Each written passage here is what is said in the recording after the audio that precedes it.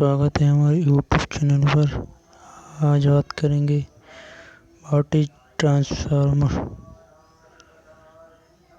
इस पोस्ट में हम ट्रांसफार्मर क्या है, ट्रांसफार्मर की आवश्यकता, ट्रांसफार्मर की बनावट, प्रकार, ईएमएस समीकरण, हानियाँ, इफिशियंसी, अन्य बिंदुओं को विस्तारपूर्वक अध्ययन करेंगे।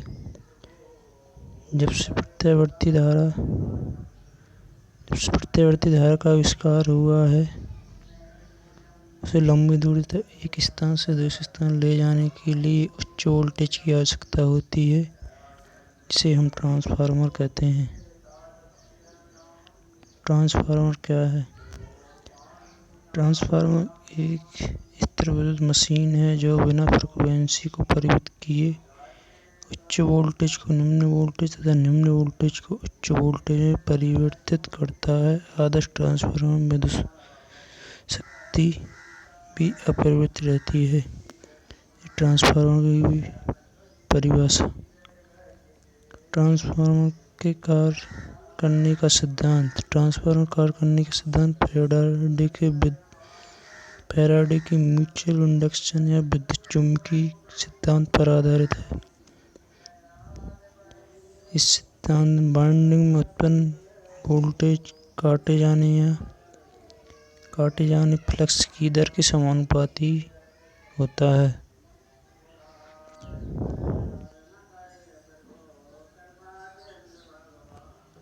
म्यूचुअल इंडक्शन का सिद्धांत। जब पास पड़े दो कॉइलों में से किसी एक कॉइल में परिवर्तित करंट अर्थात अल्टरनेटिंग करंट गुजारते हैं, तब परिवर्तित चुंबकीय फ्लक्स उत्पन्न होता है। यह परिवर्तित चुंबकीय फ्लक्स पास ही पड़े दूसरे कॉइल को काटता है, जिसके फलस्वरूप विद्युत वाहक बल उत्पन्न हो जाता है। ट्रांसफार्मर की आवश्यकता है। सामान्य तौर पर बड़े उत्पादन केंद्रों पर अल्टरनेटर द्वारा लगभग 11 kV का उत्पादन होता है, जिसे हम लंबी दूरी के पारेषण के लिए अर्थात 220 kV या 400 kV की आवश्यकता होती है, जिसे हम सामान्य तौर पर अल्टरनेटर द्वारा उत्पन्न नहीं कर सकते। निम्न वोल्टेज को इस वोल्टेज में परिवर्तित करने के लिए हम ट्रांसफार्मर की आवश्यकता होती है, जो पारेषण या ट्रांसमिशन लाइन के लिए उपयोगी विद्युत मशीन है।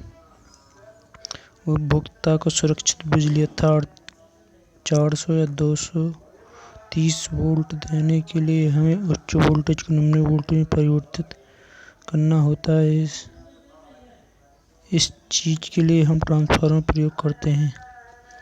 ट्रांसफार्मर की आवश्यकताएं। सामान्य तौर पर बड़े उत्पादन केंद्रों पर अल्टरनेटर द्वारा लगभग 11 kV का उत्पादन होता है, जिसे हम लंबी दूरी के पारेषण के लिए अर्थात 220 kV या 400 kV की आवश्यकता होती है, जिसे हम सामान्य तौर पर अल्टरनेटर द्वारा उत्पन्न नहीं कर सकते। निम्न वोल्टेज को इस उच्च वोल्टेज में परिवर्तन करने के लिए हम ट्रांसफार्मर की आवश्यकता होती है, जो पारेषण लाइन के लिए सबसे उपयोगी विद्युत मशीन है। उपभोक्ता को सुरक्षित बिजली अर्थात 400 या 230 देने के लिए हमें उच्च वोल्टेज को निम्न वोल्टेज में परिवर्तित करना होता है। इस चीज के लिए हम ट्रांसफार्मर का प्रयोग करते हैं। यदि वोल्टेज V2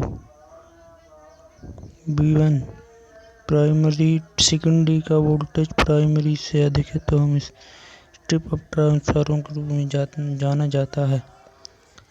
यदि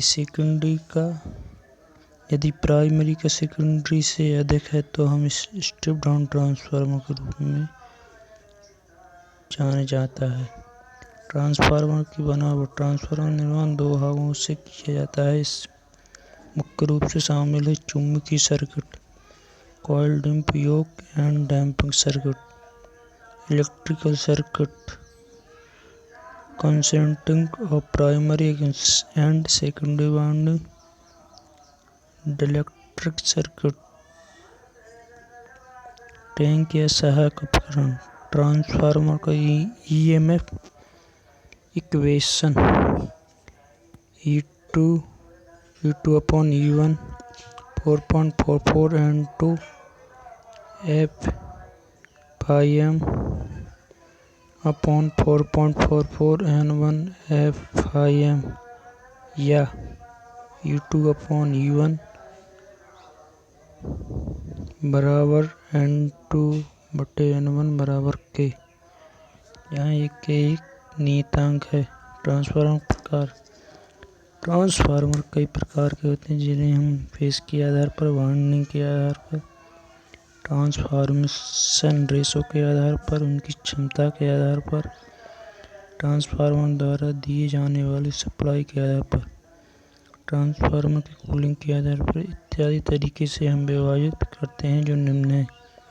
कोर के आधार पर, कोर टाइप और सेल टाइप, ट्रांसफार्मर रेशो के आधार पर, स्टेप अप स्टेप डाउन, क्षमता के आधार पर power transformer, distribution transformer, instrument transformer, current transformer, potential transformer, auto transformer, phase के आधार पर single phase, three phase, cooling के आधार पर एयर नेचुरल और सेल्फ एयर कूल और ड्राई टाइप, एयर फोर्स और air blast, oil natural ON AN, oil natural और force ON AF, oil force air force OF AF, oil natural water force oil force water force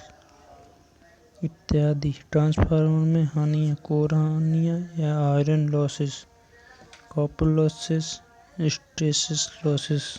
iron हानियाँ निम्न प्रकार की होती हैं: hysteresis, eddy current losses. Transformer की efficiency ज्ञात करने के लिए आउटपुट पावर बटे इनपुट पावर या आउटपुट पावर प्लस लॉसेस से हम ज्ञात कर सकते हैं। धन्यवाद। हमारे YouTube चैनल को सब्सक्राइब और लाइक जरूर करें।